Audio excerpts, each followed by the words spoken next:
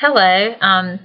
I did enjoy listening to the podcast about bilingual language, and what stood out to me as I listened to the podcast was the speaker talked about translators a lot, and that's what she seemed to focus on. And it was interesting to hear about the consequences or the details about when a translator is there. So that was interesting. We talked about the saving time if you didn't have a translator.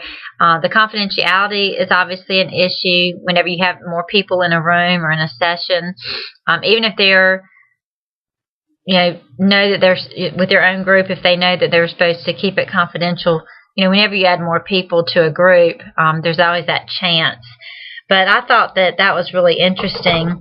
And what responsibilities do we have as counselors to be able to communicate with clients who speak another language? Well, our responsibility is to provide the services that the client needs.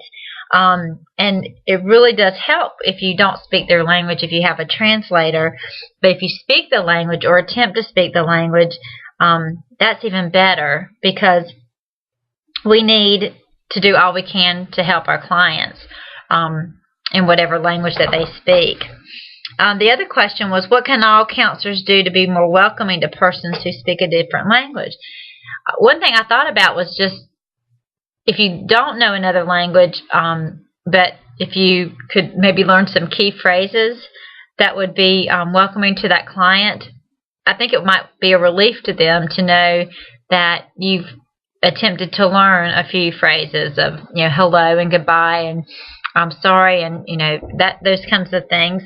And I think that would be helpful. The other thing that would be helpful is if you understand or know the culture that your client is, and the background, and you want to know more about the background, is to learn more about the culture so that you can talk with them and discuss things a little bit better. For example, eye contact, and what they feel about eye contact and nonverbal gestures and that sort of thing. But it does show to the client that you're attempting, that you want to help them, and that you want to do what you can to learn more about where they're coming from. So I think a few key phrases in their native language would be welcoming. I think it would be kind of a relief. Another question was, what are the benefits of being able to speak in a client's language? And I know that would be difficult in our busy lives to learn another language, but if you did know another language, or you were able to learn more than just key phrases, I think you can deliver services just a little bit easier, because you would deliver them more accurately and more efficiently. When you're talking to someone and then someone else is translating, you don't know if the tone and just what they're saying, word by word might not translate exactly what you're trying to say, or you maybe not be getting the message from the client as well.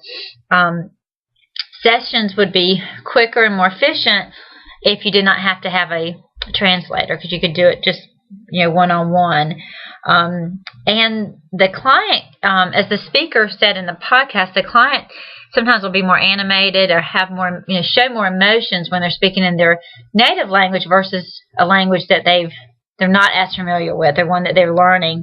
So sometimes that might hinder the conversation, as well as they might not be able to tell you exactly, they might not be able to come across exactly how they're feeling. So a lot of times their nonverbals, the way they're animated, tell you a lot about the person. So overall, I thought it was a good podcast, and I thought it was important. I think it's important to learn the different cultures, and to learn maybe some key phrases that would just make the client feel more comfortable.